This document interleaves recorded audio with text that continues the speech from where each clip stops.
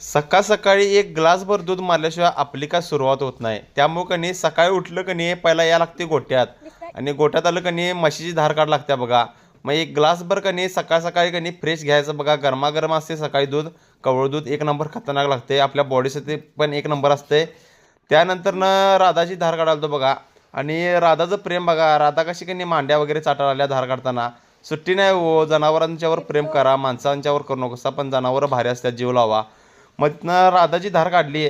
मग तिथनं पांढरीची धार काढायला बसलो बघा. सकाळचे कणी झोंबडं असते बघा. धारालाच कणी तासभर लागतोय. मग तिथनं शेण बिन काढायचं. मग तिथनं पांढरीची धार काढली. आणि आज कणी पाणी आलं तर बघा चावीला.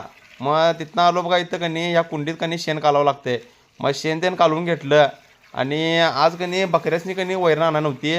मग शिवरीचा एक ढाका मारायचा होता. मग कोयतातून घेऊन आलो बघा. आणि झाडावर चढलो. मोबाईल यशराज आमचा भाचीराव आल्यात संक्रांतीला, तिने धरला आहे बघा. आणि मग झाडातून असं चढ लागते बघा. कोयता वर घेतला. आणि एक फांदी मारायची म्हटलं. ते एक 2-3 फांद्या आहेत. एक फांदी आहे ती पूर्ण वायरीच्या खाली आहे. आणि ती तोडली का नाही वायर तुटते हो. सर्व्हिस वायर आहे, त्यामुळे झोंबट नको म्हटलं.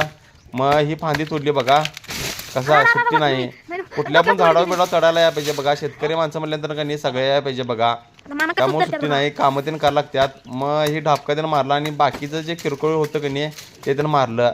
आणि शिवरीचा पाला की नाही बकऱ्याचं त्यानं घालून घेतला. तिथनं आलो बघा घरात. यशराज आमचं काय करलं बघा. भोपळा दिला आहे. त्या भोपळा कणी किसून कणी घाऱ्या खायच्या आहेत. घाऱ्या खाऊनच जाणार म्हणतोय. तरी तुम्हाला गावाकडचा ब्लॉग कसा वाटला कमेंट करून सांगायला लागते.